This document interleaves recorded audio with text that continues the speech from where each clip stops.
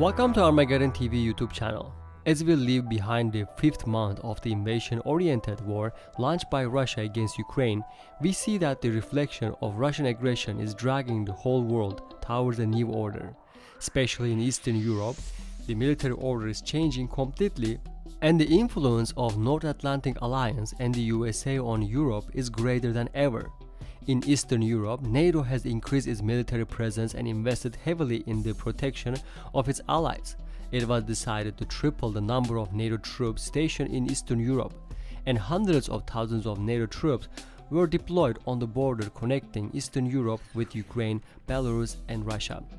Poland is one of the most important allies in the alliance, and the country that took these measures the most was Poland.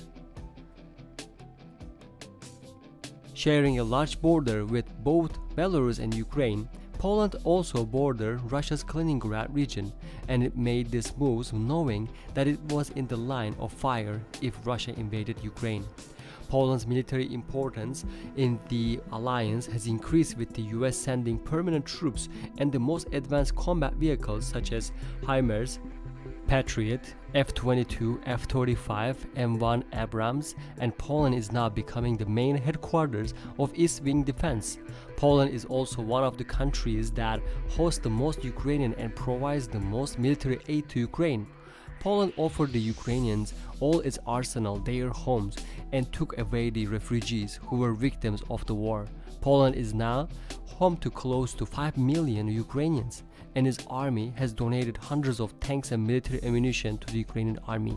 On the other hand, it has incredibly renewed and updated its own defense and military arsenal.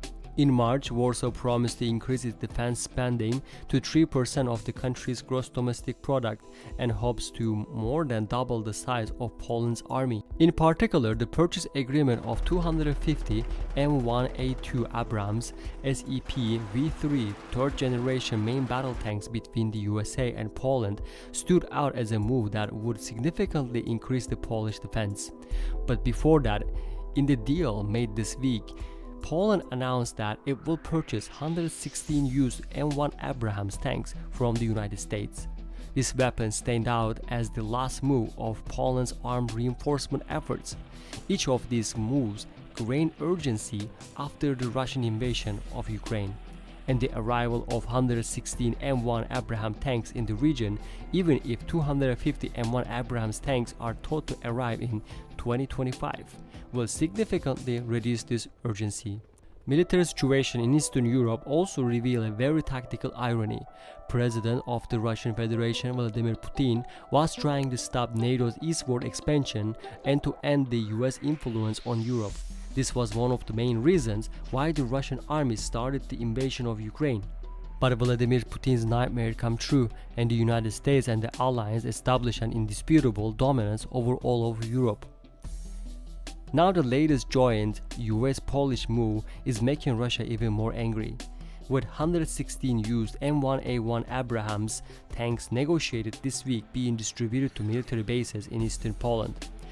Polish Defense Minister Blaszczak, in a statement on Polish state television, emphasized that Poland will receive 116 American Abrams in exchange for T-72 tanks donated to Ukraine, and that M1A1s have much greater potential than post-Soviet tanks despite being used equipment. Financial terms of the deal were not disclosed. There is a fact that Poland had ordered 250 M1A1 SEP-V3 Abrams tanks with an agreement with the USA to replace the T-72s it donated to Ukraine. However, with the delay of this order, it was stated that such a purchase was necessary to fill the T-72 place. For this reason, Poland chose to procure 116 M1A1 Abrams, which are several generations behind the M1A2 SEP-V3 Abrams tanks and are no longer used in some units of the US military. In 2020, it was announced that the United States Marine Corps will withdraw all its tanks from combat service. That's around 200 M1A1 Abrams main battle tanks. In other words, the USA has 200 of these tanks at the moment, and the most logical thing would be to sell it to the strong ally. These tanks can be delivered to Poland under a purchase contract. The only problem is that these tanks are the M1A1 model and do not have the same level of firepower as the SEP V3 modification. M1A1 Abrams are upgraded versions of M1 Abrams tanks manufactured by the USA in 1991. The US military has a total of 5,017 M1A1 Abrams tanks, of which 221 are in the Marine Corps. The M1A1 Abrams main armament consists of 120mm smoothbore M256 gun developed by the German Rheinmetall Waffe Munition GmbH.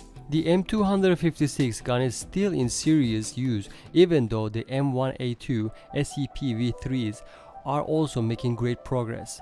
At the same time, the M1A1 Abrams is powered by a Honeywell AGT 1500 gas turbine engine coupled to an Allison X1100 3B automatic transmission with 4 front and 2 rear gears. It can reach a top speed of approximately 68 km per hour with a maximum range of 426 km. Even if the Marines of the US Army no longer want to use them, for Poland, these tanks should be seen as a very serious acquisition, because these tanks have been developed at a level that can provide superiority to many tanks in the hands of Russia and are still seen as weapons with high deterrence. In addition, the operational history and combat experience of these tanks draws a very successful graft. At the same time, considering that the main aim is to deter Putin, this can be seen as a sufficient move.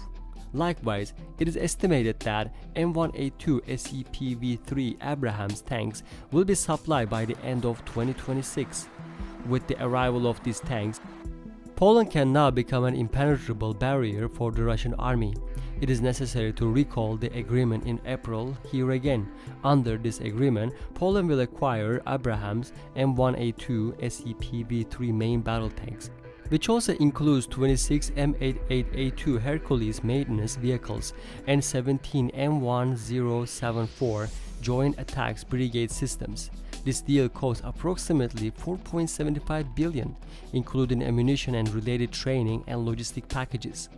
The first package of M1A2 SEP-V3 tanks was scheduled to arrive this year.